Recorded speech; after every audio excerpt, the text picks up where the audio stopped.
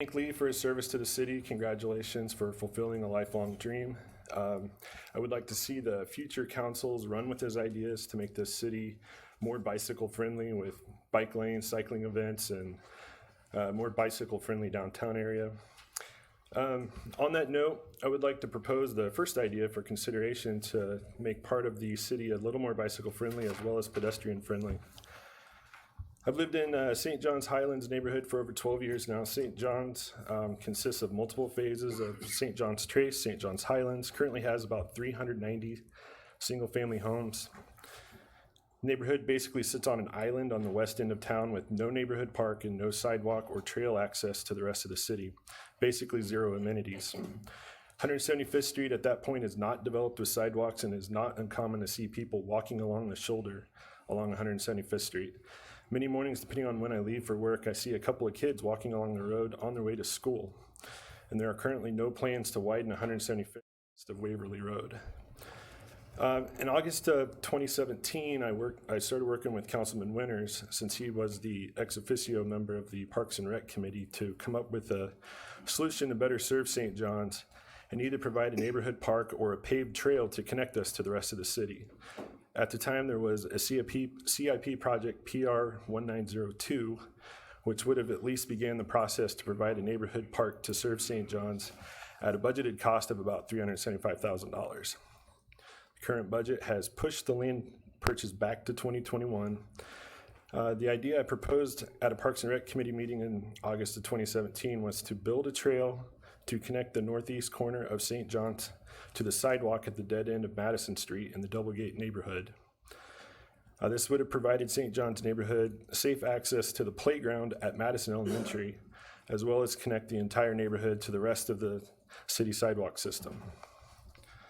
The trail would also be integrated into the future Kill Creek Trail system. After some back and forth of ideas in April of 2018, city engineers came up with a preliminary cost estimate for trail construction of about $250,000 due to the length of the trail, the easements required, and a box culvert to accommodate water flow. Without any grants or park excise fees to pay for it, it was probably not going to happen anytime soon without the land being developed. Fast forward to this spring, I became aware of an area in the grass between the Prairie Brook neighborhood and Doublegate that has been utilized by St. John's as well as Prairie Brook residents for quite some time to cut over on foot or bike into the Doublegate neighborhood and access the rest of the city. I've got a map of the area to hand out. Sharing it in time. I only have 8 copies, so I may have to share it.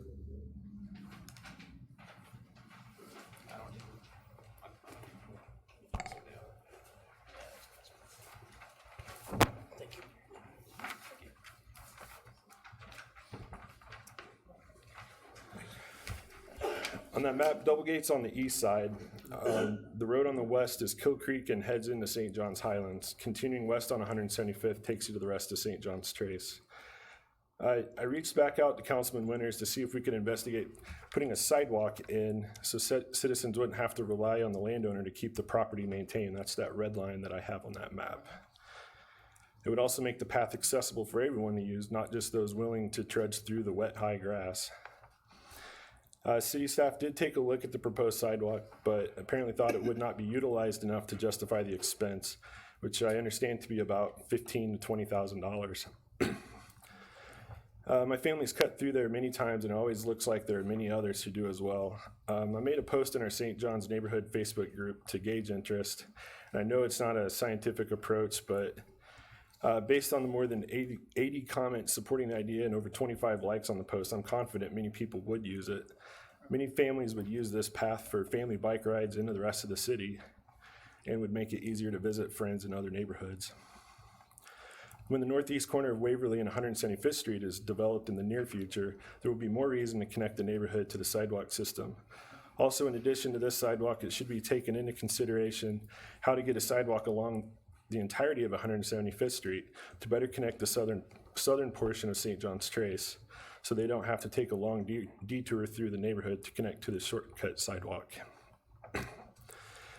Sidewalk could be paid for through Safe Routes to School funding, or it could also be a great use of the streets and sidewalk sales tax.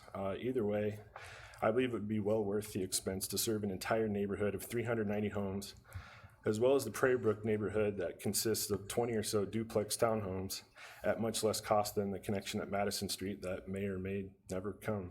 So thank you for listening. Thank you very much, Ryan, appreciate it. Sure. Thank you for the map.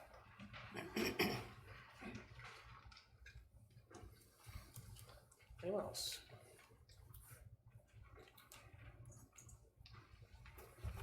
Hi, my name is Lindsay Winter, and I live at 282 West Westhoff. I am a concerned citizen for the electronic meters being introduced to our city. Not only is this a Fourth Amendment right violation, but an Electronic Communication Privacy Act violation. I fear for the safety of my home and the people inside my home. I have done genetic testing on my family, and they have the CANCA1C variant markers, which makes them sensitive to electrical field exposure. Now, this may not mean anything to you, but it means everything to me. I turn off our cell phones, computers, Wi-Fi, and my microwave is not going while we sleep. However, the electronic meter would be. There are health issues. These meters are energy-intensive devices that transmit and conduct dangerous non-stop radio frequencies or electrical radiation. This has made people ill with insomnia, heart palpitations, heart ailments, tendinitis, dizziness, inflammation, headaches, skin rashes, high blood pressure, strokes, and cancer. These are studies showing how high-frequency currents can affect the nervous system. Safety concerns. There are known fire starters. The gentleman from NextGrid openly admitted that a fire started from their meter they were monitoring. I would like to know if this man works for NextGrid, which is a communications software company, or the Vision Meter company, or is it my understanding that they are partnering companies? So he is not an electrician or a meter professional, but an IT man. This is a packet of over 60 fires related to smart electronic meters, and this is just some of the ones. And since there is no surge protection, I am sure there will be more. I do not have any related fires for analog meters. Plus, 2G gigahertz is free to use. You don't need a license for it, which doesn't make it safe. Oh, I'm nervous. Does this smart meter have a remote disconnect? If so, it is the most dangerous feature, which is stated in this article. Also in Science Daily, there is backdoor hackers that cause harm, and even though this article is stating that it's good, it also states that smart readers are critical components of the smart grid, sometimes called the Internet of Things, which more than 588 million units projected to be installed worldwide by 2022. In a single household, you can have multiple smart devices connected to electricity through the smart meter. If some overtook that meter, they could deactivate your alarm system, see how much energy you're using, or can rack up your bill. In 2009, cite on real-life example, a massive hack of smart meters in Puerto Rico led to widespread power thefts and numerous fraudulent bills. He adds that with all security techniques, there is no such thing as 100% perfection. Security is a cat and mouse game between the attacker and the defender, and our goal is to make it more difficult to launch the attacks, but is not 100% proof effective. U.S. Code 18-1365 states that disregard for another person who is placed in danger or death or bodily injury, or persons tampering with a consumer product can be fined or imprisoned, or both, if death occurs and bodily harm occurs. By putting these on our homes, knowing they are fire hazard, the city and council will be held responsible. I have called the City Utilities Corp Commission, and it is my understanding that we are not regulated, meaning we do not have to have the electronic meter. Council, which brings me back to you and U.S. Code 18-1365. I have communicated with my insurance company, and I will suggest any city member to not sign a waiver of subrogation, which would release the city of damage should a meter catch on fire. I also pray to God that as council or any new council does not approve 5G cell towers. Thank you. Thank you, Lindsay. Do you guys want these? Sharon will put it in the record. And then, can we get copies of that, Sharon? Thank you.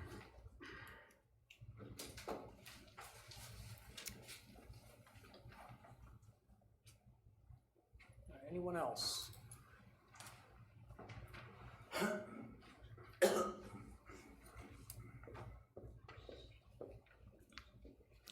Good evening, Mayor, City Council. Thank you for your time. Adriana Mater, 32604 West 171st Court, Gardner, Kansas.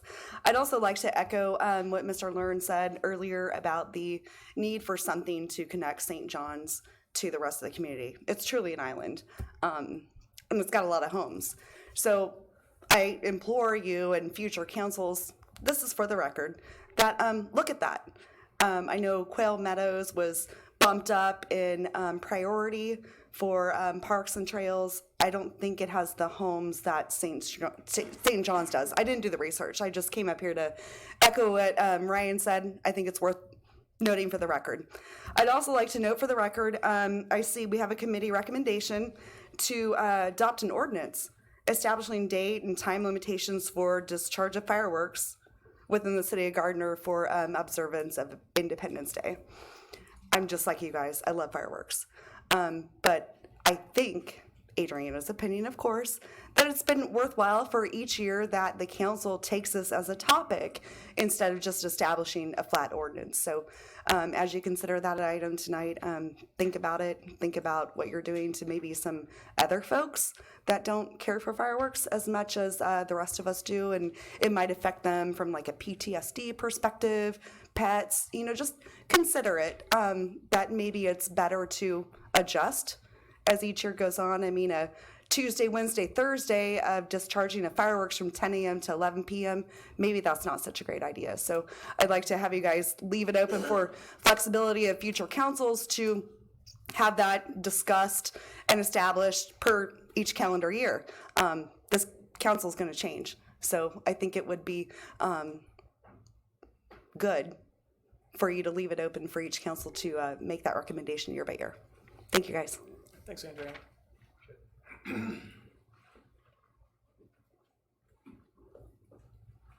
Too short. Hi, my name is Kelsey Delfrati. I live at 31330 West 172nd Terrace. I also am a concerned citizen about the electronic meters being put on our homes. I personally have chronic health issues that we are trying to get all worked out, and I am EMF sensitive. I would like to read to you Martin Paul. He is a doctor. This is what he wrote to California legislators in 2017 about smart meters himself. So it says, Dear legislators, I am Dr. Martin Paul, Professor Emeritus of Biochemistry and Basic Medical Sciences at Washington State University. I'm a published and widely cited scientist on the biological effects of electromagnetic fields and speak internationally on the topic. I'm particularly expert in how wireless radiation impacts the electrical systems in our bodies. I've published 7 studies showing there exists exquisite sensitivity to electromagnetic fields, EMFs, in the voltage sensor in each cell, such that the force impacting our cells at the voltage sensor has massive impact on the biology on the cells of our bodies. These papers are discussed in over 360,000 websites. I received my PhD at Caltech, one of the top scientific institutions in the world. EMFs act by activating channels in the membrane that surrounds each of our cells called voltage-gated calcium channels, VGCCs. The EMFs put forces on the voltage sensors that control the VGCCs of about 7.2 million times greater than the forces on other charged groups in our cells. This is why weak EMFs have such large biological effects on the cells of our bodies. EMFs work this way not only on human and diverse animal cells, but also in plant cells, so that this is a universal or near universal mechanism of action. Thousands of published studies show biological and health effects from electromagnetic fields. We now know the mechanism that can explain these effects. The mechanism is a function of electromagnetics of each cell, not solely about heating effects from the radiation, on which present FCC guidelines are based. I actually have the FCC guidelines are based on, I've got to find it now.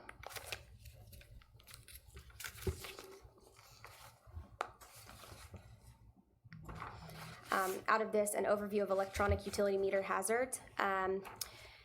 A myth: the utility industry claims electronic meters are safe and have been tested for health and safety. The fact is, the industry bases its electronic meter health and safety claims on flawed FCC testing that altered the meter to fit a test modality that was not designed to test utility meters. This test failed to include consumer and utility electrical wiring and the unpredictable variables found within those electrical systems. In the only test that the FCC conducted, the electronic meter was not connected to, nor did it interact with realistic conditions found within electrical systems, electronic and wireless equipment, building materials, and biological systems. They did not test these meters for health and safety because the FCC is not a health or safety agency. Dr. Martin Paul continues, this new understanding means we can debunk the claims of the wireless industry that there cannot be a mechanism for effects produced by these weak EMFs. The 20 years plus of industry propaganda claims are false. Rather, the thousands of studies showing diverse health impacts of these EMFs can be explained. There are 134 reviews that he attached that he sent in to the legislators of primarily scientific papers that show that the industry propaganda has no scientific support whatsoever. The consensus among independent scientists on this is further confirmed by the 2015 and later appeal made to the United Nations and member states, stating that the current EMF safety guidelines are inadequate because they do not take into consideration non-thermal effects. It was signed by 225 scientists from 41 countries. According to the industry, the forces electromagnetic fields placed on electrically charged groups in the cells are too weak to produce biological effects. However, the unique structural properties of the voltage-gated calcium channel, the VGCC proteins, can, it turns out, explain why the force on a cell voltage sensor from low-intensity EMFs are millions of times stronger than our forces on singly charged groups elsewhere in the cell. Basically, it tears apart your mitochondria, which is one of the basis of chronic ailments. I also have 25 seconds, but I have some other things that I would like to give for you guys to look at. Dr. Mercola giving scientific data and facts on health effects and basically serious health. The evidence shows that serious health effects even at low levels. Switzerland has a safety standard of 9.5, and China, Poland, and Russia's safety standard is 10, the same level at which behavior has been altered after 30 minutes of exposure. The United States is 600 to 1,000. Well, thank you very much, and please leave that for the record. Yes. And we'd be happy to take a look at it. And I believe that Sharon will send out copies to the council. Thank you very much. It's all scratched on, so. Oh, no, that's fine. No, appreciate it. Thank you very much, Kelsey. Appreciate it.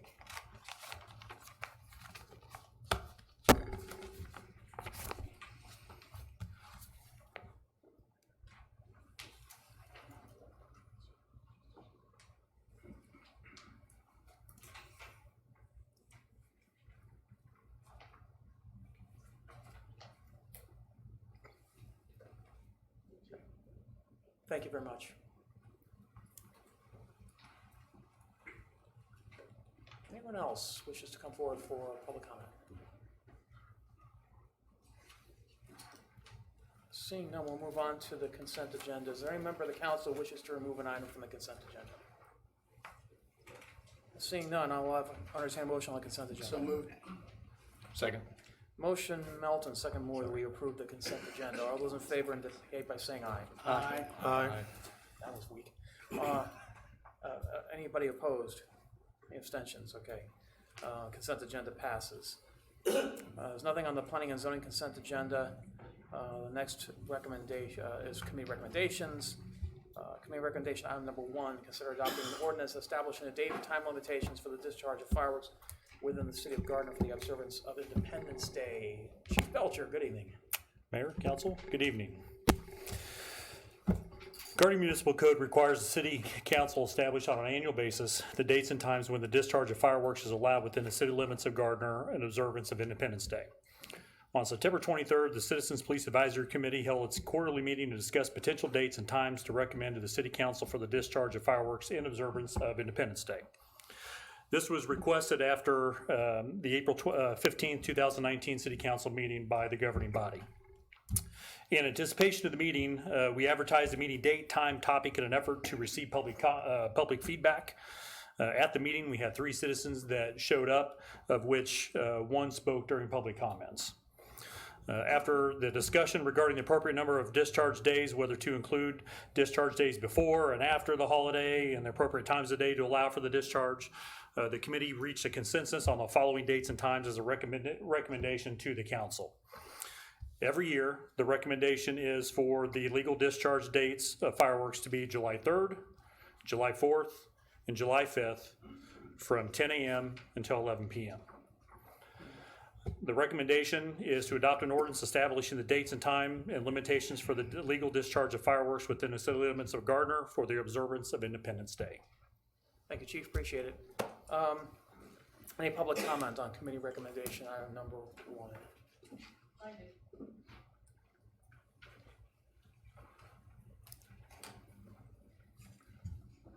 Lori McClintock, 620 North Sycamore Street. I don't know why we have to have 3 days, and I don't know why we have to have the hours so late. We have people that get up and go to work the next day, and it's very disturbing, especially if they've got kids and stuff that they're trying to, get to bed, or pets and stuff that are upset. So I don't know why it has to be 3 days. So, I would say 3rd and 4th, but why do we have to have the day after? And again, why is it so late? I mean, they're so loud anymore. They never used to be this loud, and they are just extremely loud now. Thank you. Thank you, appreciate it.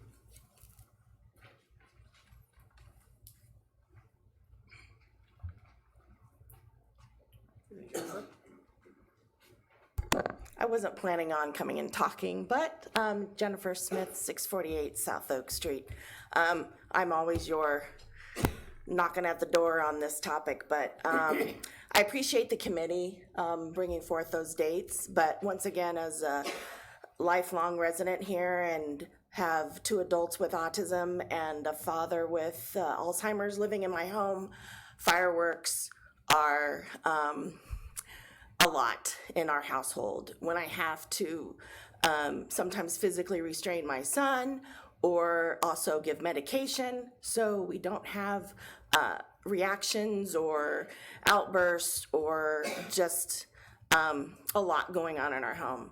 I think it's important to celebrate Independence Day in our own way, and fireworks I know are just a given, but please also respect all the citizens of Gardner, not just those that want to blow things up that were discussed at the very first time whenever the council brought up having fireworks. There are citizens that have PTSD, have disabilities, have also seizures, and a lot of times the lights can cause seizures.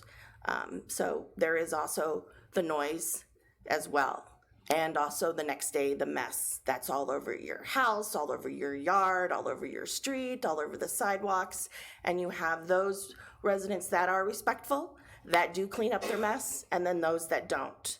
I did drive around last year, this last time, and there in the middle of the street were fireworks that a whole bunch of houses did, and we had to drive around the fireworks to the mess to get around.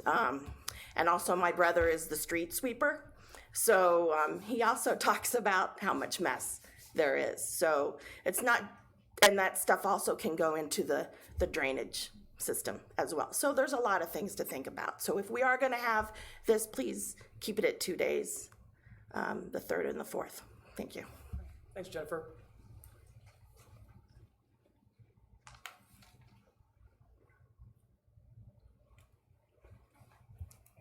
Anyone else?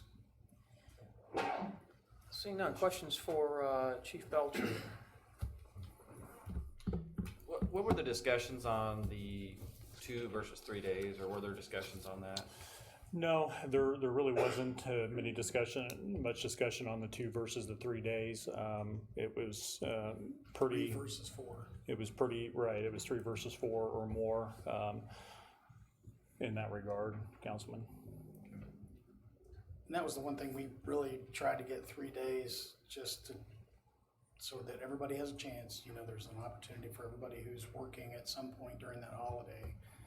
Because because there's a lot of service folks who are working on the 4th, obviously the fire department, police department, so they all have days that they can get out with their family and enjoy the evening. Because the other thing is with the city putting on an event where we have fireworks, that initially kills one day for a lot of people, myself included. If I'm going out to, to Celebration Park, that kills one night from my family and I to go shoot fireworks. A lot of other people do shoot on the 4th, though. It's Well, pretty, but you're out there it's until- pretty darn impressive. You're out there until 11 actually. o'clock. I mean, you don't get to, so. I would say, personally, I actually like setting the dates, 3rd, 4th, 5th, just because it seems like every year it's like, okay, now what day are we gonna do it, or Right. what day is it, is it legal this day or not that day? So I do like setting that, the 3rd, 4th, and 5th, or whatever days, the same every year. Yeah, and that was part of the discussion that the committee had, was to make it easier for our citizens to know exactly what day it was going to be every year, no matter when that day, the holiday fell. Was there a discussion about the times? I know that on the 5th, if it's a weeknight, and it's 11 o'clock, I think that, Jennifer and others had a definite, argument about, or a valid argument about, people having to get up early the next morning to go to work and things like that. Was there any discussion about moving back the time at all? No, not really. There Or wasn't. moving up the time, I mean? No, not really, not at all. If there was, I don't recall. Councilman Melton was there. I think we one of just our members briefly, we didn't want to make it where if it's a Saturday, it's more, because then we're introducing confusion again, right? So if the 4th was on a Saturday and we said, well, we can go to midnight on Saturday, one, somebody's always working, right? And two, and it has to get up. And then two, now we're introducing another variable, which is confusing. So, Well, and the other issue you've got with moving the time up to 10 p.m. if you do that, is that you have less than an hour then to actually in the dark. shoot fireworks, because the dark is so late. 9:30 is when it starts to get dark, and so it makes it a little bit more difficult if people do want to shoot fireworks. Yes. So if you recall, I had an algorithm, if you will, that figured out the days and the times for the weeknight and factored in leap years and all that jazz. And the last night was earlier and all that.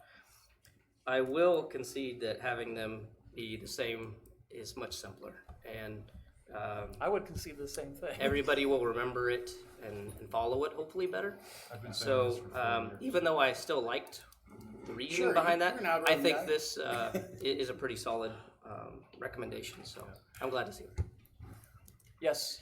So I do have a question though about the enforcement, and I think that's what, besides people that don't like the noise in general, they get upset that all the people who are not following the rules. Right. And so can we make any more concerted effort, even for, just for a couple of years to kind of get the word out maybe, and Yeah, something that we're going to work on for this coming 4th of July is coming up with a plan, better plan. I heard it was spoken to me about zero tolerance, on the ordinance. I'm not a fan of zero tolerance when it comes to infractions, because you're taking away the discretion of the officers in a certain situation, and I think that they need to have that discretion. But to your point, I would agree that we need to come up with a better plan to combat the enforcement and do a little bit better job. Well, just egregious and chronic violators. And, Right. I think someone talked about St. John's Trace and the fact that folks have been using a cul-de-sac off of 174th, I believe, to shoot off fireworks every single year, and they leave all their stuff there, and the mess is overwhelming, and and blocking the street with discarded fireworks equipment is that's absolutely. Our one citizen during this committee meeting that got up and spoke, that was to one of her points, was the trash that was left behind for vehicles that have to navigate through the neighborhood, especially younger drivers that have to navigate through the neighborhood around, the debris that's left behind. Exactly. I've got a couple of items. I support the 3rd and 4th, although the 5th next year falls on a Sunday. To Mark's point in his algorithm, it'll fall on a different day, every year. The other item that I've spoke of in the past is through the permitting process with our local firework vendors, limit the mortar size that's sold. That would help offset some of the noise and all the boom that alarms some of our citizens. Have you talked to any of the vendors about that? No, sir. Because there's not really a way to limit that size except for what the state allows.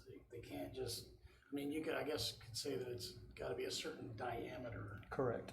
but there are so many different things that come from so many different places, and some of the ones that are even larger diameters aren't allowed. They're shiny, they're flash, so I mean, it's virtually impossible to limit it like that. Okay.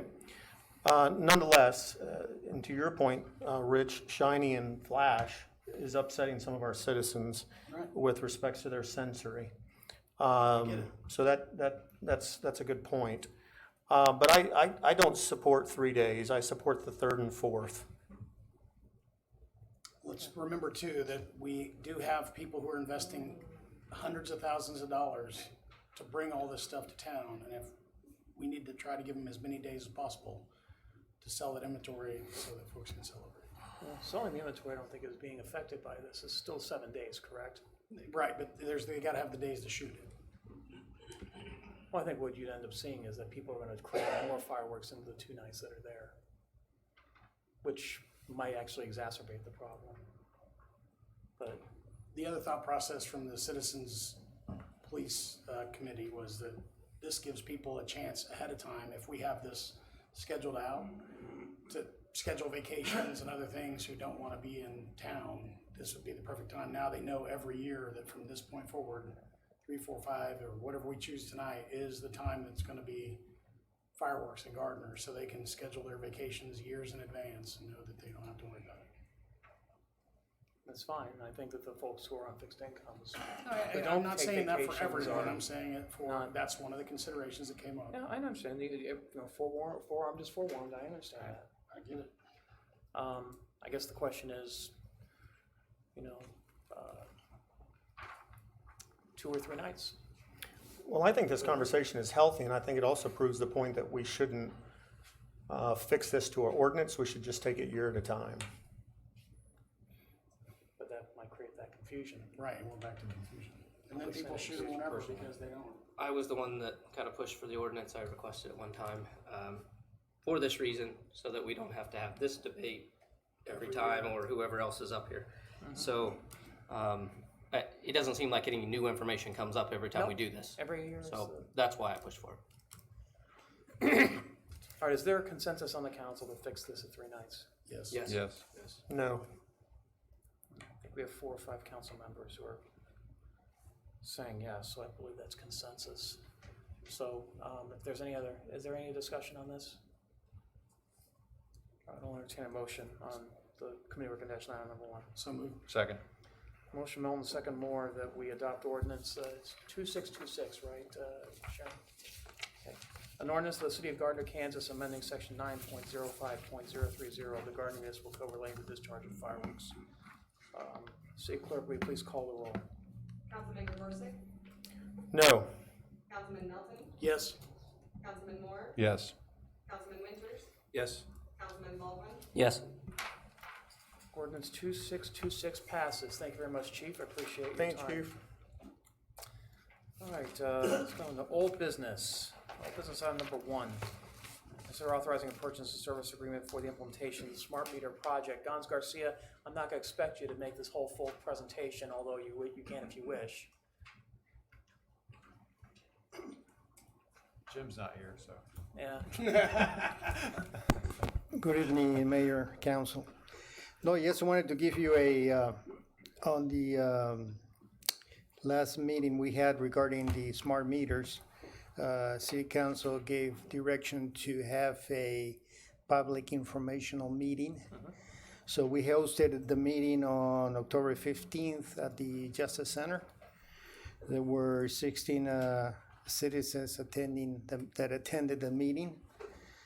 We made a brief presentation on smart meter infrastructure, and then the benefits for the citizens and the utility department. I think it was a positive meeting. There was a lot of engagement between staff and the public. And the questions surrounded customer utility billing, cybersecurity, RF's health concerns, and rate increases. Councilman Melton and Baldwin were present at that meeting also. So I would say it was positive, a lot of engagement, and I would say many of the attendees were happy with their questions, answering concerns. Okay, great, thank you, Guns. Public comment on old business item number 1.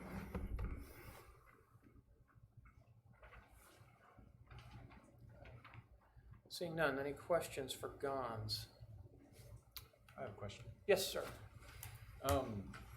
Last time we were talking about a possibility for opt-out for folks. Is that still on the table, or That was one of the questions that came up during the meeting.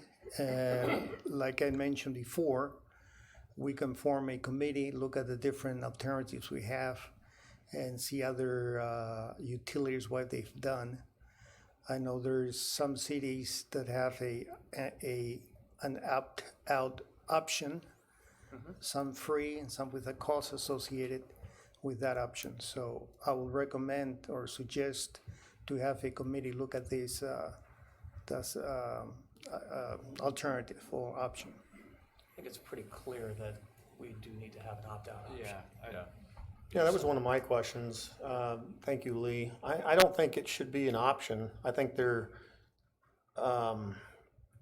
needs to be an opt-out. It shouldn't be an option to be determined at a later date, and I don't think that there should be a fee attached to it to opt out, to pay out of the program, if you will. I just think there needs to be an opt-out program that will facilitate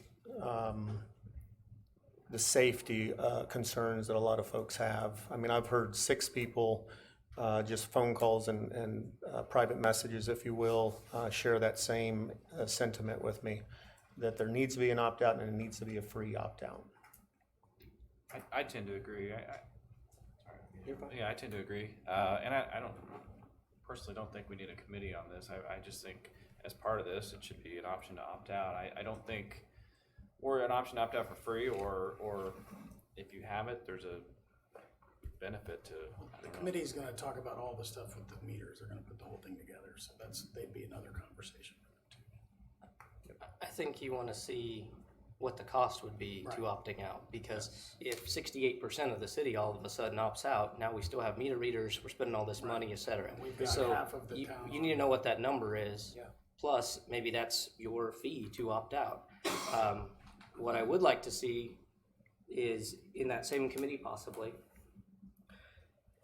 there's the technology, there's the benefits of having it, but even if you opt out, let's say Randy opts out, and our houses are right here, it's still blasting everywhere, right? So the range is limited. I understand that, but the issue is if it's around, right? So what I would like to see is if we could look into the frequency, not the physical transmission frequency, but how often the transmissions are, since I know that the issue that some people will bring up is, from the FCC testing perspective that Kelsey brought up, is that that's for a average power level, not a peak power level. So you could be transmitting much higher for 1 millisecond, and overall that looks great. But if you have a low duty cycle with the peak power, there's an issue, potentially. So it'd be interesting to look at and talk with NextGrid as to what options there would be there for lowering it, because we already know if power is out or there's an issue, it'll store the data for days. So if somebody or a lot of people are okay with not having real-time information, or we give you the option to have real-time so much time of the month, and the rest of the time it's low usage. I think that would be something worth investigating. Do you remember what he said, Guns? He did tell us how often they transmit. It's programmable, but it will, right now, based on what the proposal is, every 15 minutes. Right. That's It will update the information. We're talking a small pulse every 15 and minutes. what's the max output of that data radio? if I remember well, up to 100 milliwatts. 100 milliwatts. But the average was Well, The it's, average it was runs at 50. 35 to peak of 60 100. milliwatts on the So average. a peak of But 100. the maximum output is 100 milliwatts. It's the maximum physical output. But that's still less than your typical 5G.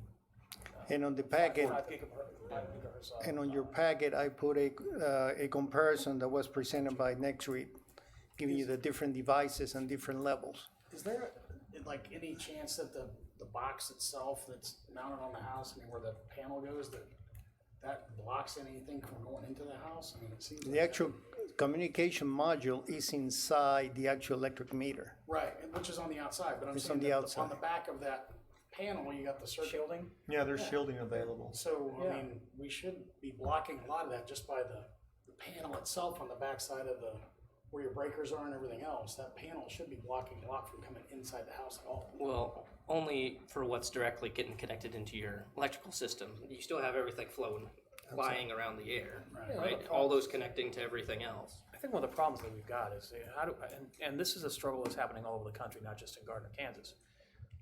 The prevalence of the RF background, just overall around the country is rising. For folks that have sensitivity to, I should say, to electronic fields, that causes problems.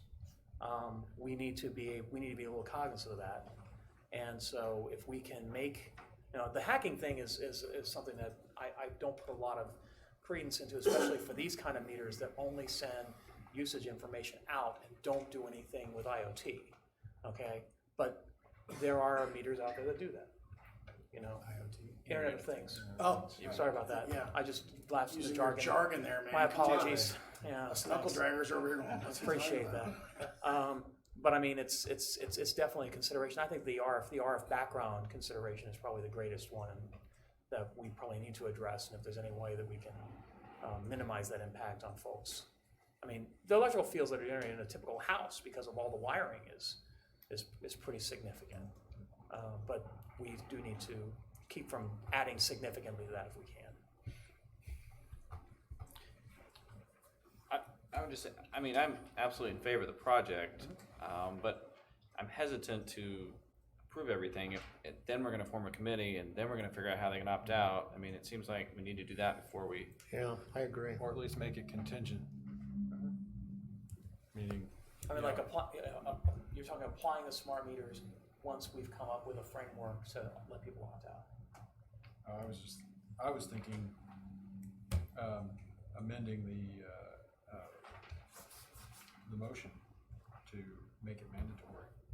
If we're gonna approve this, we have to have an opt-out plan. I would agree. And not one necessarily that we define here and now, we let the committee define it. With They'd some have to come guidelines with some saying, guidelines. we need to know what it's gonna cost Yeah.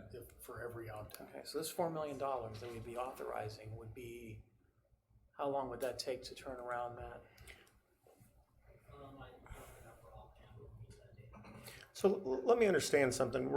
I support the project as a whole, like Dr. Todd said, and I agree with Lee. But right now, we're doing it what I'll call the old school way. So we've got a team walking house to house reading meters. So we already know what the cost is. Yeah, we do. Okay. Per 100 houses, in 30 minutes or 1 hour or whatever, we can amortize the cost per meter. So we should already know the cost. Well, because it'll be different. Now they're walking every house. This We one, are they're gonna walking drive- every house now. But if we change it, they're gonna go to one house. They might drive to one house, one block, and then drive 2 blocks over and then get one house again. And so that's a different cost per house than it is right now. Okay, fair. Nonetheless, we have a benchmark that we can use with our current labor that's reading the meters. And I think Rich has got a good point.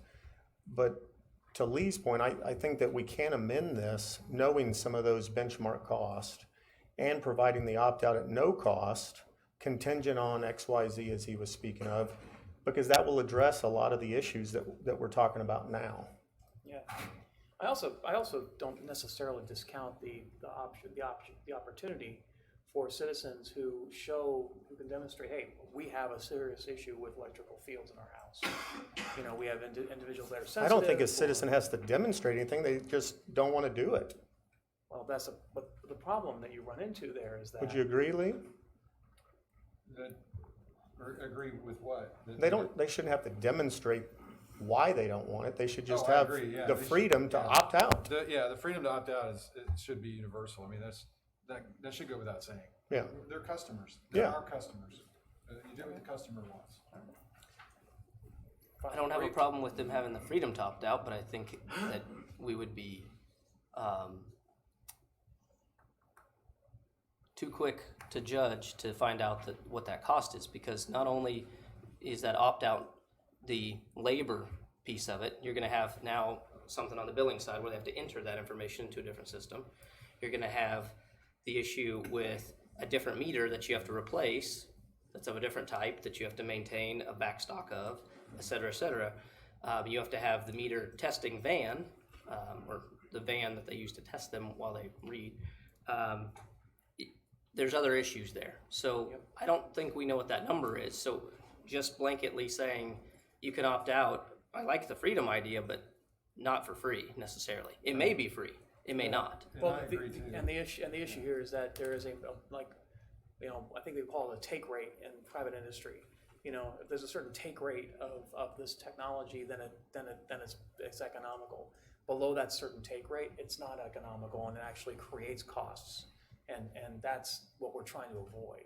I don't know if that would really apply in this case because we already have to replace our meters. Correct. Yes, we do. So this isn't like a new thing that you're rolling out into a development. It's something that's existing. We just need to replace it. So I don't know if the take rate analogy exactly fits, but I get what you're getting at. Well, it's a point of diminishing returns, basically. I mean, we're doing this primarily to reduce costs Correct. and to better monitor our electrical use around this. Provide Improve better service. restoration service in case of Yes. outages or Better water service. leaks. Yep. Are there options to incentivize people who do have them, whether it's just a fraction of a fraction, or as opposed to charging people that don't want them? Does that Like a make smart sense? meter discount? I mean, if you have it hooked up to your house, you get X% off, or you get refunded $1 a month. I don't know. I'm sorry, totally random much. thought here. What does it cost to install each one of those meters? So like the water meter and the electric meter, is there a certain cost associated? There's a number, I don't remember exactly, but I will say for both meters, it will be under $100. Okay, so what happens if this is something else we need to throw in the mix? I sell a house to somebody who all of a sudden doesn't want a smart meter on their house, so what do we do then?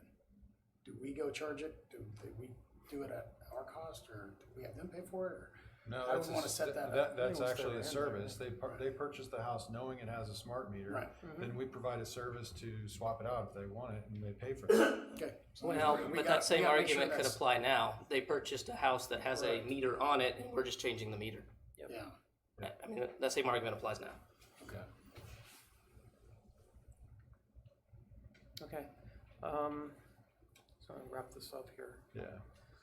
Is there consensus on the council to move forward with the smart meter project as is currently constituted, or is there language that they wish to introduce that would require an opt-out before implementation?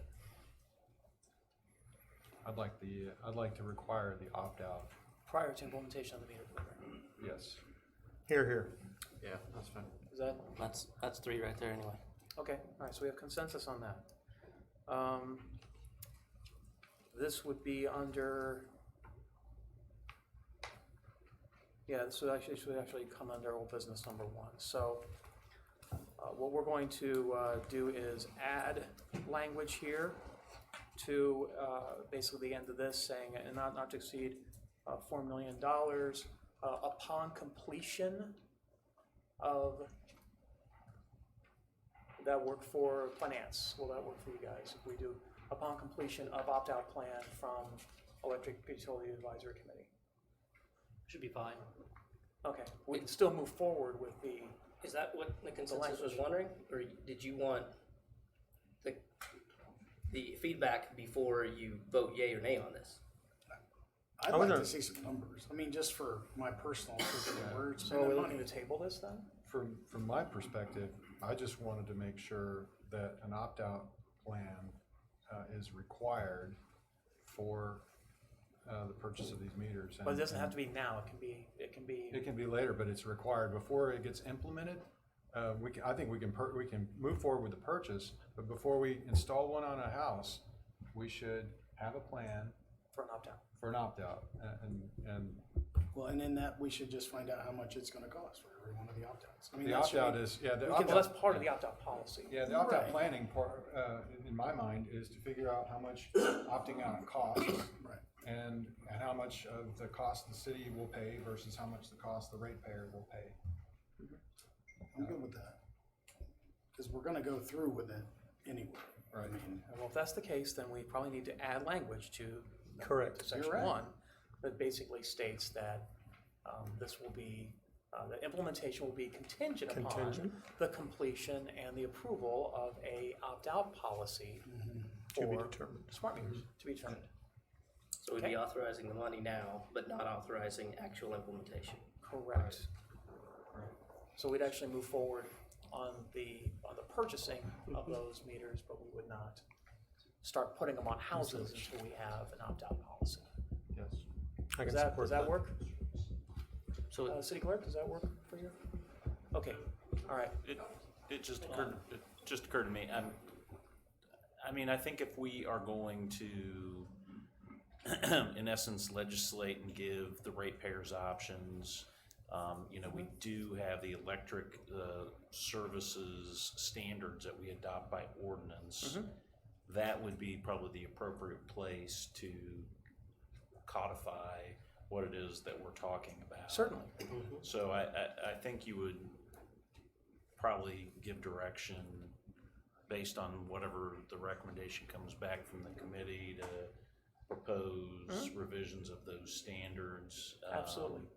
And then, you know, I don't know if we have that option, what that does to the scope of your agreement, Gons. Because the scope of the agreement is to replace all of them. The scope of the agreement is to, no, we can determine which, we can determine how many electric meters we want to replace. Okay, so we do have some. There's some, leeway, there's some, yeah, latitude. leadway, yeah. to me, it So we- seems simpler just to table this until we have the feedback. And if we that's what codify, it is. the ordinance changes, then, because if that turns into a repeat process, When's our UAC meet next? November 7th, That means we would be continuing this to November, probably December continue before till whenever we want. oh, maybe actually be December, wouldn't it? Yeah, there's no. I think that's timeline. See, December. what the problem is, we're gonna run into the same problem at that point as well. I don't Of know, what? I don't know if continuing this for 3 meetings or 2 meetings is gonna change. Well, he's just suggesting that we table it, although we don't have a motion on the floor now, we table it until the feedback comes. But we can't table it except for the next meeting, so we have to address this again Oh, for the I next see. meeting. Then we do a Okay. continuance, then we can take. Either way, Is whatever it there, is takes. there anything in the opt-out plan that would cause anybody to say, whoa, I don't want this smart meter at all then? Because in my mind, the opt-out plan will basically say, people with smart meters will get their electric service at this rate or for this cost, and people without the smart meters will get this service at this cost. Whatever the incremental cost is, we don't know what that is. What the incremental cost is, we don't know what it is, but at this point, the decision in front of us now is, do we buy the smart meters or not? Yeah, that's the whole point. This particular section here just talks about And I'm going forward satisfied. with the program. Are we committed to going forward with the program, I guess is the question. I think the consensus is yes, but, you know, if you're doing more investigation, who knows what'll come up? So, it doesn't seem like we're getting any advantage to passing this yay today and then sending it to committee. What did that gain us other than we said yay today? It didn't change anything. Yeah, from my perspective, it gains, we complete the purchase of the smart meters, and we start the the ball rolling on the smart meter program, and we have the committee develop the opt-out plan, and then we start installing. And we bring forward as a separate. I get that, ordinance. but I'm just There's thinking, nothing more to study, is what I'm saying. It's just basically, how are we gonna implement an opt-out? there's always the crazy thought of everybody opts out and we just spent $4 million. You don't know what you don't know if we're gonna send it back. Well, we won't know that even if we have the opt-out plan. Depends on what you put in your opt-out plan. Correct, that's gonna drive some of the decisions. I don't think, I mean, to me, it doesn't hurt to wait a couple more weeks. Do we have an issue with the contract that anything with No, NextGrid? we don't. I think at the last meeting, you made a comment, Mindy, that there wasn't any real push, that his contract wasn't gonna expire, he was willing to wait. There are no expirations. Well, how about we just continue with, 2 more meetings? We reconvene on the 18th, that'll be the 18th of November. We can have a policy ready to go. We'll have a policy ready to go. Will we have one by November 18th? I'm not sure. Staff's got to develop that, get it to the UAC, and I don't know if they'll get it to them by the beginning So of we November. have about 2 weeks before we have 10 days before we present the item to, we prepare the packet for the UAC. I don't think that's doable. I think you're looking at December. So now First you're meeting in talking about December. December. We can have Danica do it. She's really good. Danika's awesome. She'll turn that on in a couple of minutes. So do we have a motion on the floor for tabling? or- There's no motion. Hold on. We're not tabling. First meeting in December is when? I don't care. Well, the thing is, we have to have that for a motion. Waiting to say that all night. Second, right? December 2nd? Okay, so do I have a motion to continue this topic? So moved. Second. Motion, Gregorsik, second, Baldwin, that we continue the old business items 1 and 2, we're going to just add them both, to the meeting on the 2nd of December, pending recommendations from the UAC on opt-out provisions for smart meter implementation. Okay. All in favor, say aye. Aye. All opposed? Any abstentions? All right, then new business, old business items 1 and 2 are now continued until the December 2nd meeting. Thank you. All right, on the new business.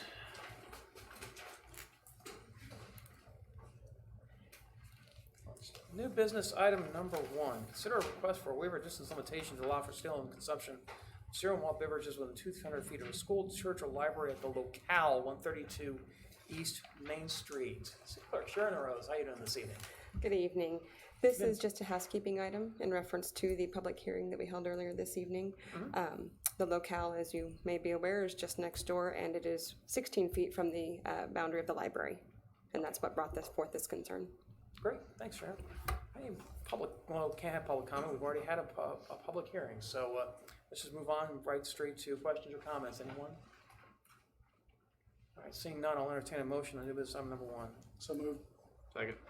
Motion, Melton, second, Winters, that we approve a request for waiver of distance limitation to allow for the sale and consumption of cereal malt beverages within 200 feet of a school, church, or library for the locale located at 132 East Main Street. All those in favor indicate by saying aye. Aye. All opposed? Any abstention? New business item number 1 passes.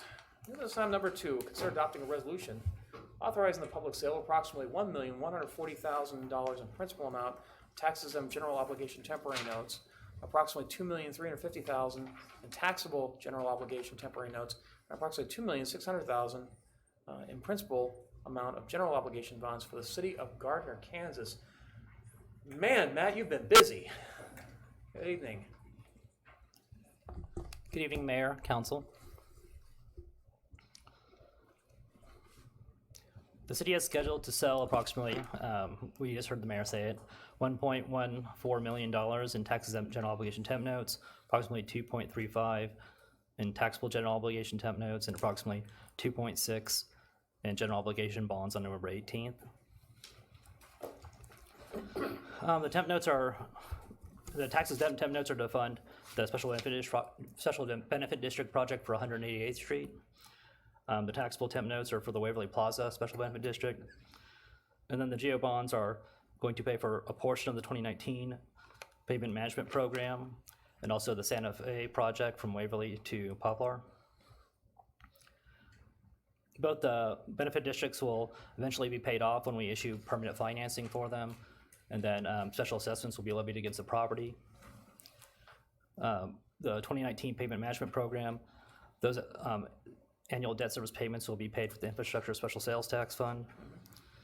And then the Santa Fe from Waverly to Poplar, those estimated debt service payments will come from the special highway fund. It is staff's recommendation that you adopt this resolution. Okay, thank you very much, Matt. Lots of things going on. Any public comment on new business item number 2? Seeing none, any questions for Matt Wolf or staff? Pat, are we paying in the arrears for the pavement management? Or basically, is there any reason we're not doing 2020 included in this as well? Being the end of the year. Well, this is for the things that we've done this year, then we're going to issue debt for a portion of the projects that we're doing this year. 2020, we're not expecting to do actually any debt issuance. Okay. Yeah, thank you. Anyone else? Let me clarify. Not any expected debt issuance for the pavement management program. Yeah. I know. Good call. Yeah. You might have gotten called on that one. Yeah, right. I I'm got like, it. hey. Yeah. All right. Entertain a motion on new business item number 2. So moved. Second. Motion, Melton, second Moore, that we adopt resolution 2034, resolution authorizing the offer of public sale of certain general obligation notes and bonds of the city of Gardner, Kansas. City Clerk, will you please call the roll? Councilman Moore, Yes. Councilman Winters, Yes. Councilman Baldwin, Yes. Councilman Reversick, Yes. Councilman Melton. Yes. Resolution 2034 passes. Number 3, consider adopting an ordinance levying and assessing special assessments on certain lots, pieces, and parcels of land liable for such special assessments to pay the cost of certain improvements in the city of Gardner, Kansas, the Waverly Plaza Special Benefit District. Matt? On October 7, 2019, Council approved a petition for the Bristol Group for the formation of a benefit district to construct certain infrastructure improvements to serve Waverly Plaza development, and adopted Resolution 2032 authorizing the improvements in accordance with Kansas statutes. The attached ordinance levies a maximum of $1,773,600 for benefit district improvements, including the construction of Washington Street from Waverly to Laurel Street, construction of Laurel Street from Santa Fe to Washington Street, and acquisition of right-of-way over 20 years. Okay. It is staff's recommendation that you adopt ordinance number 2628. If you have any additional questions, Bond Counsel Ellsworth is here to answer any questions you have. It's good to see you, Tyler. Any public comment on new business item number 3? Seeing none, questions from council? Just starting to think we should get Tyler an apartment or something here in town. So, he spent a lot of time here. Yeah, At least a cot. You could just stay in the back of the mayor's office. Exactly. Well, There's if plenty we of- authorize this, they can build the apartments for it. That's true. Okay, any germane discussion on new business item number 3? All right, seeing none, I'll entertain a motion on ordinance 2628. So moved. Second? Motion Lee Moore, second Randy Gregorczyk, that we adopt ordinance 2628. An ordinance levying and assessing special assessments on certain lots, pieces, and parcels of land liable for such special assessments to pay the cost of improvements in the city of Gardner, Kansas, as authorized by resolution number 2032 of the city, otherwise known as the Waverly Plaza Special Benefit District. All those in favor? Oh wait, can't say all those in favor. It's got to be called by the city clerk. Sorry about that. Councilman Winters, Yes. Councilman Baldwin, Yes. Councilman Reversick, Yes. Councilman Melton, Yes. Councilman Moore, Yes. All right, ordinance 2628 passes. Didn't mean to try to do your job, Sharon. All right, new business item number 4. Consider adopting an ordinance levying and assessing special assessments on certain lots, pieces, and parcels of land liable for such special assessments to pay the cost of improvements to the city of Gardner, Kansas for the Plaza South Special Benefit District. You're back on. Similar to the last one, on October 7th, 2019, Council approved a petition for the Plaza South developers, New Life Community Church, and Olathe Medical Center for the formation of a benefit district for construction of 188th Street, together with the construction of a water main extension on the north side. Council adopted Resolution 2031, authorizing the improvements in accordance with Kansas statutes. The attached ordinance levies a maximum of $1.3 million for benefit district improvements, and for the 108th Street, and together with the construction of water main extension on the north side over 10 years. It is staff's recommendation that you adopt ordinance 2629. Okay, thanks, Matt. Any public comment on new business item number 4? All right, and obviously Tyler's here to answer questions. He hasn't said anything yet, we're just gonna have to get him up here just to ask him a couple of questions. Anyway, any discussion for Matt or Tyler? I've got a question. Germaine That's discussion. Yes, germaine discussion. Matt or Tyler, are we confident that this special district that we've created, both for Waverly Plaza as well as the South Plaza, is going to create the dedicated revenue to fund this project on the infrastructure side? Well, this project, basically the assessments will be assessed right to the property, and it's similar to like almost a property tax where it doesn't really depend if it's generating any revenue. So we know that they'll be responsible for making those payments. Once again, there's always a little bit of risk with any benefit district that someone could go delinquent. This was basically a better option than some of the other ones where we're not responsible, so we're not going to use geo bonds at the city at large level. And also, like in this situation, maybe the SID bonds weren't the right case because there's no existing or confirmed sales tax generating businesses. Okay. Not yet. So we're comfortable in short. Okay? Yes. All right. Any other questions? Seeing none, I'll entertain a motion on ordinance number 2629. Second. Motion Gorsuch, second Melton, that we adopt ordinance 2629, an ordinance levying and assessing special assessments on certain lots, pieces, and parcels of land liable for such special assessments to pay the cost of improvements in the city of Gardner, Kansas, as authorized by resolution number 2031 of the city and amending resolution number 2031 of the city Plaza South Special Benefit District. City Clerk, will you please call the roll? Councilman Baldwin, Yes. Councilman Gorsuch, Yes. Councilman Melton, Yes. Councilman Moore, Yes. Councilman Winters, Yes. All right, ordinance 2629 passes. Last but not least, oh wait, I thought you, oh, that's interesting. We probably should switch numbers 6 and 7 so you can get them all out of the way, but that's okay. New business item number 5, consider authorizing the city administrator to execute an interfund loan from the electric fund to the airport fund. Matt Wolf. On August 5th, the City Council authorized the city administrator to make a payment of the awarded amount for the acquisition by condemnation of the real property interest and fee simple for the use of the city of Gardner, Kansas for public use associated with the city use of operation of municipal airport. Essentially, we recently on October 5th made a kind of court-ordered payment for the award amount on the Baker Tract for land that the FAA believed that the city was important for a municipal airport. Since then, the Baker Trust has appealed that award amount, which kind of changes how we were planning to finance the project. Previously, we were going to use temporary financing through a lease purchase, and then when we got the grant proceeds in, we'd use that to basically make those lease payments over time. But we think it might be difficult to attract interest from banks or at least favorable terms if we do a lease purchase when we have something that's tied up in court and we don't know the final amount on that tract. So it's staff recommendation to make an interfund loan from the electric fund to the airport fund for the amount of $585,000 with a scheduled repayment date of December 2021. The airport is still expecting to receive the AIP grant funds for 90% of the eligible costs related to the land acquisition. The timing is unknown at this point. Okay, great. The terms of the interfund loan is the principal amount, like I just mentioned, is $585,000. Annual interest rate is 2.324%. This is based on basically the net interest rate that we got on our most recent investment for 1-year treasury bills. And there's also, like, if it doesn't get repaid by December, or it's supposed to be repaid by December 31st, 2021. But if we receive the AIP grant funds before that, we have 5 business days to repay the loan. And then due to a council member suggestion, we added another thing recently to the CAF that says repayment is automatic and it such does not require future council action. Yep, that's a good idea. Wonder who came up with that. All right. Any public comment on new business item number 5? Seeing none, any questions from Matt? Mark, how do you feel? Well, since everybody knows I'd be the first one to jump up if we were raiding the electric fund. I was the one that proposed the 5 business days and the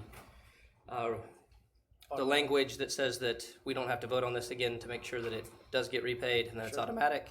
Yep. And also the interest rate, that the electric fund get reimbursed, but also not extravagant. So I am comfortable with this as is. All of the concerns I had have been put in place. Wow. Great, that's good. We get that on tape? We do listen to council members who bring good suggestions forward. And, okay. More That was often directed than not, that if we ask direction. whoever, you know, to certain. All right, I'll entertain a motion on new business item number 5. So moved. Second. Motion, Moore second, Melton, that we authorize the city administrator to execute an interfund loan from the electric fund to the airport fund, principal amount of $585,000 with an annual interest rate of 2.324%. Or repayment is automatic and does not require future council action with repayment date of full principal loan amount to and accrued interest on December 31st, 2021, within 5 business days. The city of Gardner receiving AIP grant funds from the FAA for acquisition of the Baker Tract. All those in favor indicate by saying aye. Aye. Opposed? Any abstentions? None, okay. New business item number 5 passes. New business item number 6, consider adopting an ordinance condemning land for the location, laying out, construction, reconstruction, operation, use, maintenance, or repair of a roadway improvement project known as the 191st Street Realignment Project.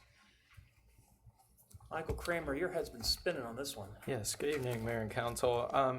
This is a follow-up item to what was presented at your last council meeting, the resolution. So this is the ordinance that puts in place the ability and the authorizing the attorneys to file such action should it be necessary.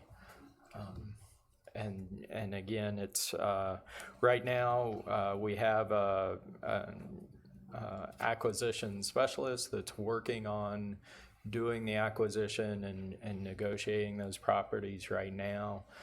We do expect to have to use this on some of them, but we hope not to. So. Okay, great, thank you. Any public comment on new business item number 6? Just to clarify, this is an eminent domain transaction, is that not correct? Yes. Is exercise eminent, or the approval of the, approval to exercise eminent domain if it's so needed? Correct. All right, any questions for Michael Kramer? I did have one, and that is, have we actually brought forward an offer to the owners of that land, the Peterson Group? Yes, we have. We have, and they've received it? They've received the offer, yes. Okay, I just want to make sure about that. I've heard that they hadn't, but things have probably changed in the last few days, so. Yes. Okay, great. Any other questions? What do we feel like the odds are that they'll respond to the offer? So again, I believe in here there's I believe 6 different property owners on 5 different tracks, and I think that several will probably be favorable, and there will be a few that aren't. One in particular. So, and I don't know because we're not involved directly in those negotiations, but that's just the thoughts that I've got so far. Okay, but it's in the right hands of the right people that Yes. can do that. Okay. Anything from finance on that? We good? Or from. Okay. Mike, have we heard from project track number 3, the gas station group there on the corner? And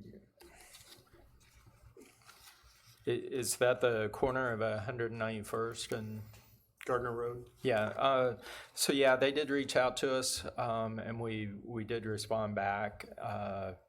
And them and the acquisition attorney are hopefully talking now. Great. Okay, because I had emailed you, I think while you were out, maybe 3 to 5 days ago. I think I copied Larry. And at that point, they hadn't heard from anybody, so that's the reason why I wanted to bring it up in council. Probably heard the same thing from the same people that I did. Yeah, Yep. and that's fair. Things are fluid. Yes, they are. Thank you, Mike. Any questions? I'll entertain a motion on new business item number 6. So moved. Second.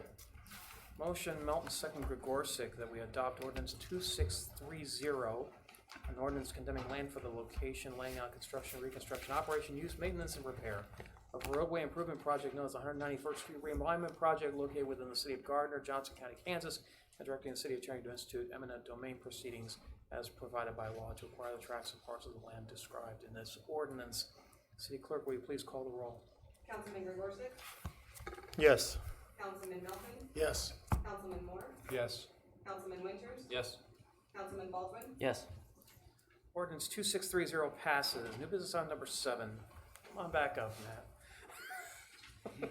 Consider adopting a resolution providing notice be given for a public hearing concerning the advisability of the creation of a community improvement district within the city and declaring the intent of the city to levy a community improvement district sales tax at Plaza South. South Plaza Developers has applied for the use of a community improvement district using the statute of Kansas Community Improvement District Act. The SID is created by the city and certain further conditions are met.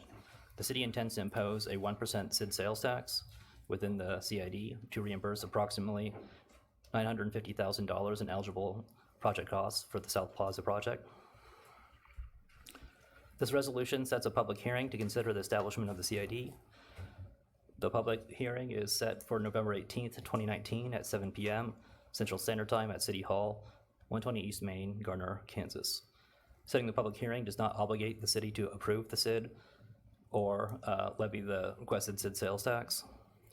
In addition to publishing the resolution once per week for 2 consecutive weeks, setting the public hearing, copies of the resolution shall be mailed by certified mail, return receipt requested to each owner of land within the proposed community improvement district. It is staff's recommendation that you adopt resolution number 2035. Okay, thank you very much, Matt. Any public comment on new business item number 7?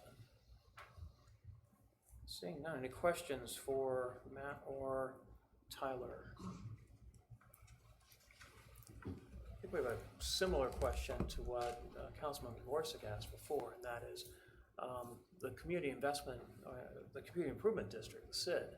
It's a sales tax SID, and obviously there is no business on the property to implement, to collect a sales tax. So are we expecting that the SID's going to be drawn later on in the project at some point for vertical construction, or is that not a valid assumption?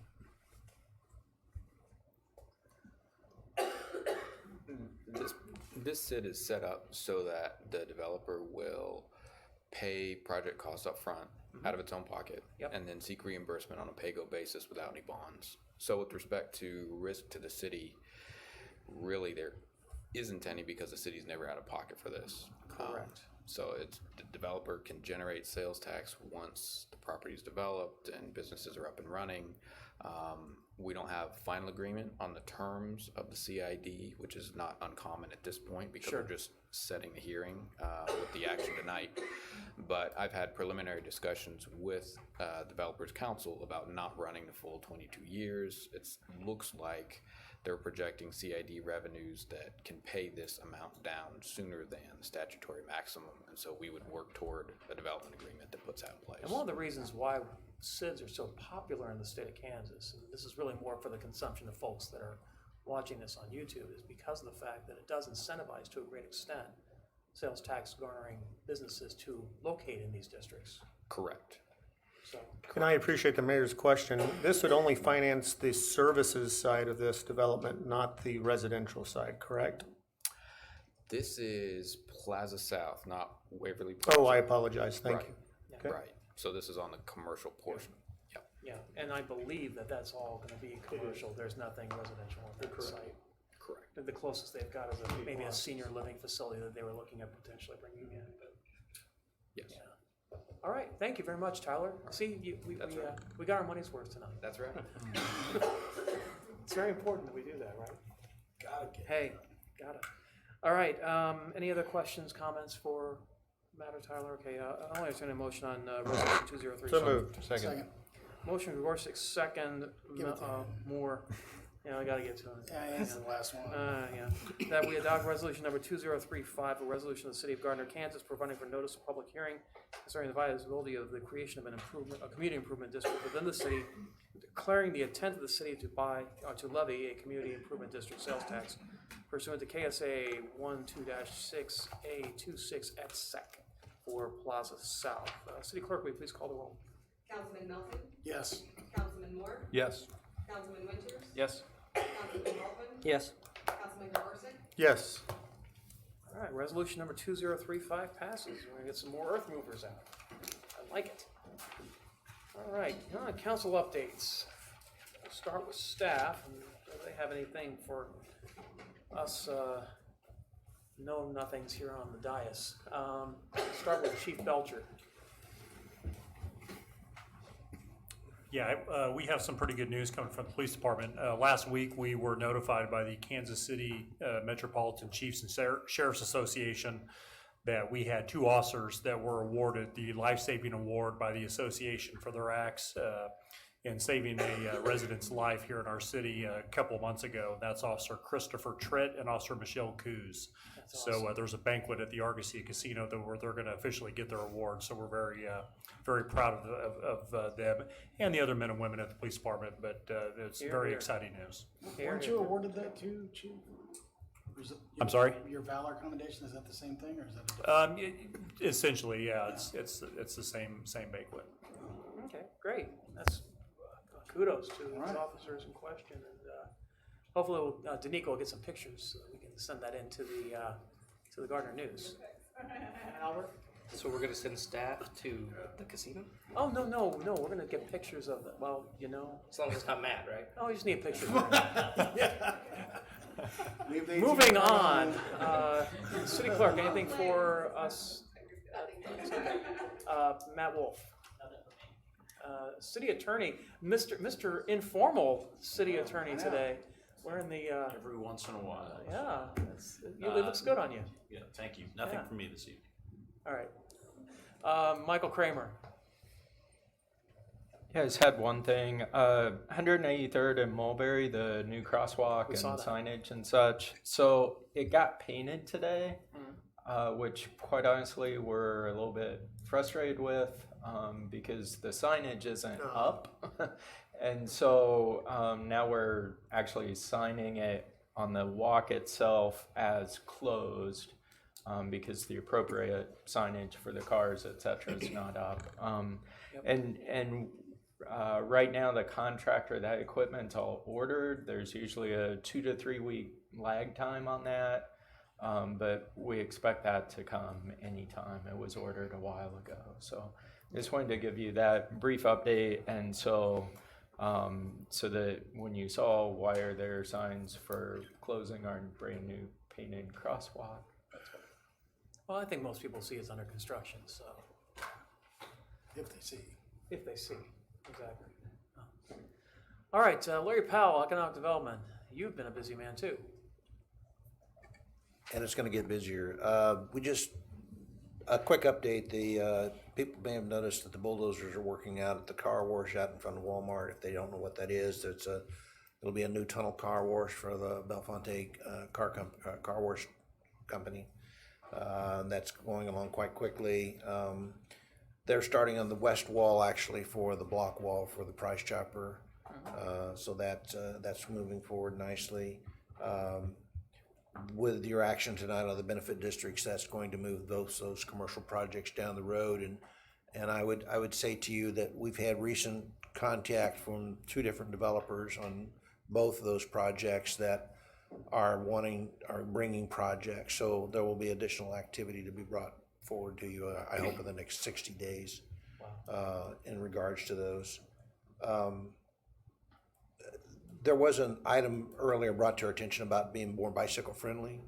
And I don't know that I need to remind the public that we've had a downtown project last year where you've got a second phase of that project going on now. And one large part of that is transportation. And part of that is all forms of transportation, including bicycles. And we would like for you and the public to look at that original Main Street document because we have laid out a bicycle program to be implemented by the city in the future. So it does have the beginnings of more bicycle-friendly items in it in regards to the transportation aspect. So the city is looking at that. We're working with our Public Works Department, with our Parks and Rec Department to make sure that we include attachments to the trails and attachments to the wider sidewalks and areas of that, and not sidewalk areas, but wider street areas that are safe for bicycles to use, more safe, keeping them somewhat off of US 56 and our Main Street, because that's really not the best place for bicycles, but we do have other throughways that are available for that. So that is going on, and in regards to sidewalks to St. John's, there are also some programs I know that we're working on, the Kill Creek program, but we also have other developers in that area that the public aren't aware of that are looking at building additional housing sites that could facilitate the attachments that we're looking for. So we will work with them, with our Parks and Rec people, and with other programs, I'm sure, to try and get that connectivity out there as soon as possible. So Yeah, I think in particular, one of the, and I'm not going to take away Jason's thunder. I think I might be, so I'll just shut up and I'll let Jason talk about it. Go ahead. No. I think there was talk about putting in that spur off of the Kill Creek Trail to get to St. John's. Am I not mistaken on that? Correct. So, looking at kind of history and kind of where we're at today, by starting the Kill Creek Trail project and the grant funding that we have through the county, this is the first trail we've done in Gardner in many, many years. So this is just kind of that first piece, of getting those safe routes to schools. Our hopes is, to get this Kill Creek project done. Timeline is hopefully by Thanksgiving. We will also be going to the state in December. I think it's the second week in December, to look at state funding for additional trails as well. So, the funding hasn't been there in years past for the trails. So now, we finally do have resources to do that. So, getting this Kill Creek project in play is just kind of the tip. So. Oh, great, thank you. And I think that's, again, sometimes plans don't work as fast as we'd like them to, but we have had a plan here to get that pedestrian accessibility to St. John's. We know that it's an issue. And we've been working a plan, but the plan obviously is contingent upon funding. That's the biggest problem, but we're moving forward on that. So there is gonna be connectivity then, you're saying? Or you mentioned a spur off the trail. Well, it's easier to go that way to go into the northern part of St. John's. So the first portion of it is obviously land acquisition. That's the first component to it. But we are part of the Kill Creek master program, and the West Fork to that will come on spur off of our new project that we're doing right now, and it would go to the southwest in between those two subdivisions. But it just, it also depends on grant funding from the county and any opportunities that we have to do that. And safe routes to schools is one of those things we're definitely going to be engaged in trying to. And that's, as a department, that's one of our biggest things. I know Mr. Learn talked about, they're out on an island. There's a lot of neighborhoods that are kind of isolated that don't have those safe routes to schools. And that's one of the key initiatives for us as a department, is to start looking at those connectivity areas across the city. Yep, absolutely. All right. Thanks for the update. Anything? Oh, yes. I One was more. going to say anything else. But That's okay. I did just want to remind everybody that Tuesday is our annual Boo Bash celebration out at the park from 6 to 8. Appreciate staff's efforts and planning with PD and Fire District 1. They're a big part of that as well. Yep. We do have a rain out date in store for Wednesday in case of inclement weather on Tuesday. So. All right. Great. Thanks, Jason. Gons Garcia. I just want to bring to your attention the smart meters. The UAC meeting in December is December 5th. So the earliest we can bring a recommendation to City Council will be December 16th. Is there any possibility we could get a meeting on the calendar in November for UAC? You could poll the UAC members and see if we can get one on. We can try. I But would we're say- one member short, so You don't have to lose one in order to not have the meeting. I understand that. But it might be best, I mean, Mark, would you be opposed to that? Trying to get a meeting of the UAC call for November? No, if we push their regular meeting from the first Thursday back to the, let's say, the third Thursday or something, that give the staff more time to do the recommendation, and then they could meet once instead of having a special meeting. All right. Something like that. I don't know what the availability is for I think the first Thursday, though. Thursday, the first Thursday is the first Thursday in December. They don't have a meeting scheduled for November, do they? Yeah, it should. November 7th. Oh, you do, okay. Yeah, if you could move that back 2 weeks, man, that would definitely help. We'll send a poll and see if they can, how many commissioners can move their dates.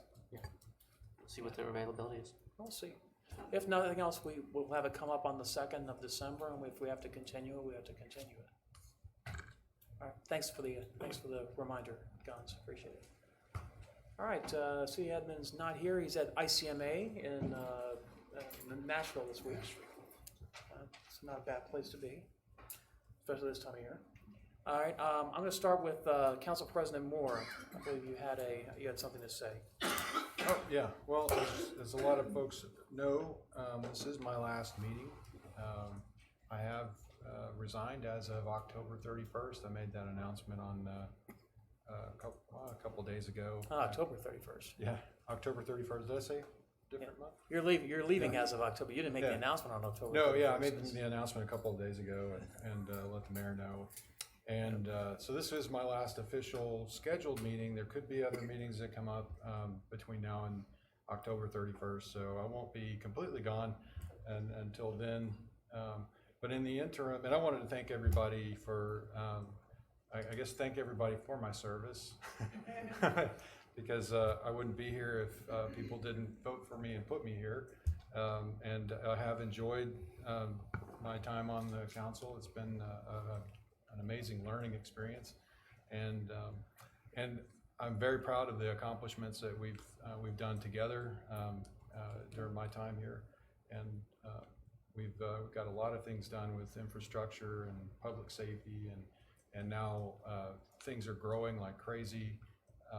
Everything is looking like it's in we've got all the right talents in all the right places, and so grateful to have been a part of that. So thank everybody for that. And then one last thing I'd like to do before I'm completely out is I'd like to resign my position as president of the council effective immediately, and then I would also like to move to nominate my replacement. Oh, okay. And is there any need to? There's no need to. There's no protocol or order on this, is there? If we wish to, as the governing body, we do it. yeah, governing by rules of procedure, you're gonna have a vote on leadership at any time, correct? Okay, just wanna make sure. Oh, okay, that's fine, Okay. that's fine. You got anything else, Lee? We'll come back on that. No, that's it. Okay.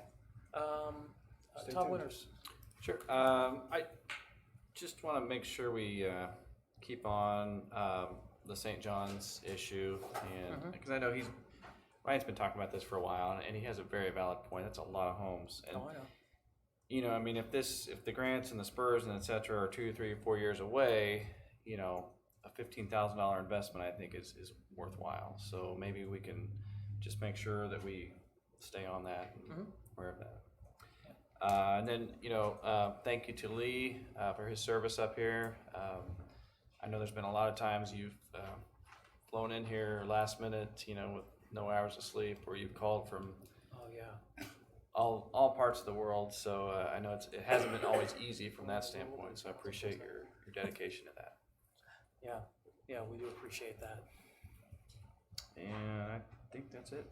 Okay. Mark Baldwin. I want to thank Matt for putting in all those provisions that I asked for on the transfer. And then I'd like to thank Lee for his service. Thanks. That's it. Thanks. Randy Gregorczyk. Yeah, I'm with Dr. Todd. I'd love to see the bicycle piece and safe way to school in the front of our lobe, if you will. I know that my daughter has that availability through our neighborhoods on the backside of Trail Ridge and Grand Star, and it's just a real peace of mind. So I can only imagine what those parents are thinking as they try to get to the high school and navigate eastward.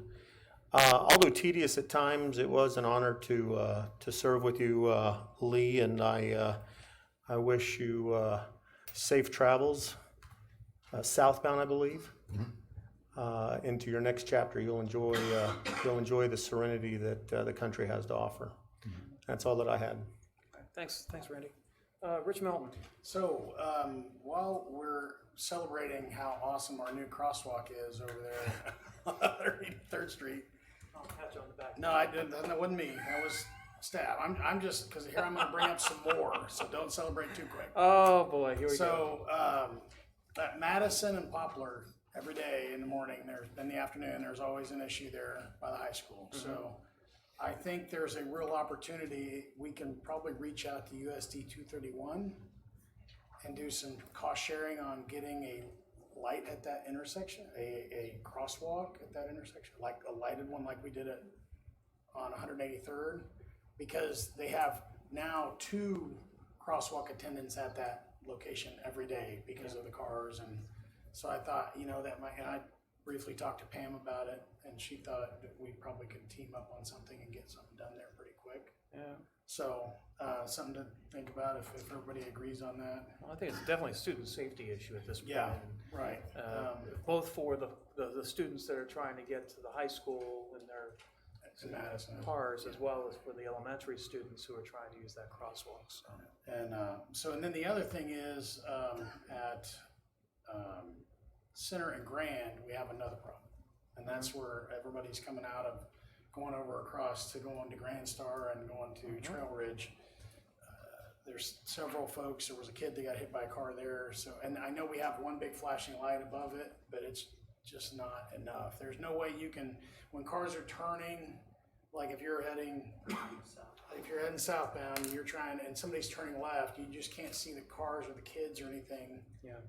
And so I think we need to do something different with that intersection. So I don't know if it's lights, just make it a lighted intersection or what, but it's becoming a real problem. And I think we need to do some study on that. Well, the traffic volume's back, and I remember when Trail Ridge and Grand Star were opened initially, and I think that we did some traffic counts at that intersection, and we didn't meet the metrics for a light at the time, but there was a request, and I think that we granted they have a flashing light, which is great, except when you've got like so many cars going through there now, and trucks too, by the way. There's trucks that go up that road, and the heaviest times of the day are between 7:30 and 8:30, which is when those kids are trying to get through those intersections. So we might, Michael, need to look at another traffic count measurement at that particular intersection for those times.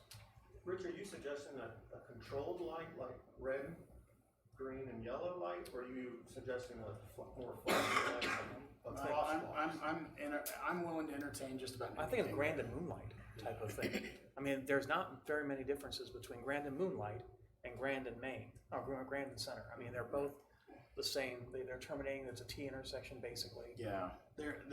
At this point, I'm willing to entertain whatever, just because something's going to happen there, but eventually we don't want it to. So I think we just look at it and kind of come up with something that at least kids, because I've stopped there before. I had to get out of my Suburban one day and put my hand out to stop traffic so a kid could walk in front of my car. I mean, it was the most insane thing. Because nobody can see him, coming. So anyway, and then somebody had asked me about if we could mount some speakers in the back, because the folks in the peanut gallery out there, when they're at the back, apparently when somebody's talking to us they can't hear it back there.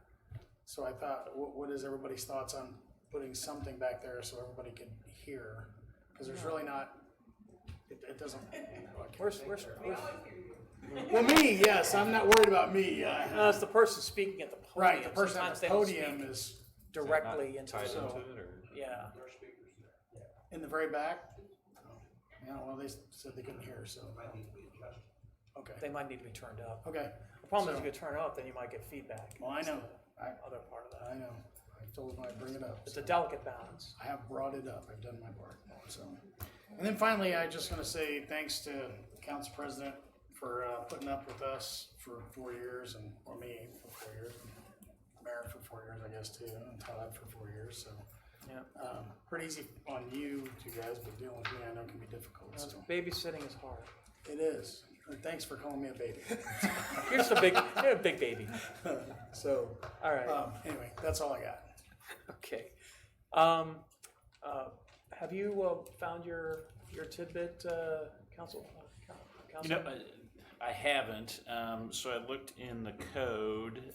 There is no provision dealing specifically if there's a vacancy in the position of president. It talks about vacancies in the position of governing body members and what you do in terms of appointment.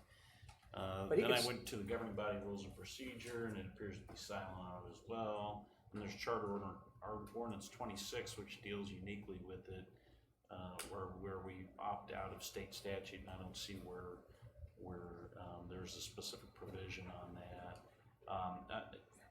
My thought is that until Lee formally vacates the office, there's no vacancy to appoint somebody to. Well, we're not appointing people, we're just changing title. He's stepping stepping down as council president, not Yes. as. Right. I know, but that is. So that's the only thing you have. But that's a position because, and that's called for by the state statute, is you have to elect a council president. You're supposed to do it at the first constituted meeting after the Correct. election. And it has significance because that person then takes the chair of the mayor. Yes. And so, if you're holding, both your council member position and your presidency position until the 31st, I don't think there's a vacancy in the presidency position. Right, I can't vacate the presidency position right now. I think you could, but that wasn't my understanding of. That's what he wanted. That's what That's yes. what you want to do. Okay. Yes. Well, I think if you do that, if you vacate it now, then this body can appoint somebody else. Okay. Right. So that's. Yes. I apologize if I was confused. No, that's fine. No, he's not. You're a lawyer, you used to make a difference. He doesn't have his tie on. Yeah, exactly. He's got more oxygen going That's to where his the brain. power. Yeah, that's where the power comes from. It's the tie. We love Ryan. Okay, so what would you like to do, Lee? I would like to vacate my position as president. No, don't vacate your position. Say, As- I would like to step down as president. You're not vacating okay. anything. Well, I don't want to be president anymore. Is that good? That works. I love being president, but I don't want to do it anymore from this point forward. Okay, so as of right now, you're stepping down as president and would like to. I would like to make a motion to nominate my good friend Todd Winters. I second. President. Wow, that was quick. All right, motion second. Do we have any discussion on this? I like the balance. Yeah. Okay. All right. Great. Oh, by the way, president always buys lunch. I thought only if I'm late. Right? Wow. No, it's a new rule we made today. Yeah. You're on. No. You're on a case. So. All right. You didn't think I didn't take that job for a reason? We have a motion and a second. We do have a motion and a second. Any further discussion? If not, all those in favor say aye. Aye. All opposed? Any abstentions? All right. Well, Todd Winters, you are now council president. Congratulations. It's, Have to get your new name. it's good to back have now. you. Yeah. You're gonna have to. Yeah. See how much money I saved by I think I keeping still mine? got a plaque from last time. Exactly. I do. Okay. I only had a couple things. I do want to. I want to commend. Thank you very much to the folks who came out to speak not only on the fireworks but on smart meters. We hope that we're trying to demonstrate that we do listen and we do take those comments to heart, as well as the comments from you, Ryan, about sidewalks. Good to see you here, by the way. I appreciate you. Love to see you come out more often. We'd love to see it come out more often, you know? But we are trying to be responsible. We're trying to be proactive, and you know, we understand we you know, listen to and try to present the answers of everybody in the city of Gardner. And having said that, you're not going to be a citizen of Gardner as of the 31st. And Right. I have had, it's been my honor. It's my honor to work with you. This guy is hilarious. He's absolutely a jokester, and you don't see it very often because he gets all, you know, Only when we deliver pizza. Mr. Executive. He's brought so much in terms of good ideas and good sound policy to this governing body, especially around utilities and the airport. And I'm very happy and very privileged to have been a part of this with you, Lee. And you know, I know you're going, and I know Aaron's just absolutely you know, over the moon about getting out to the country. And you know, and we all, I think I speak for everybody on this dais, that we do appreciate everything you've done, the service that you provided the city of Gardner, and wish you all the best. Thank you. Thank you.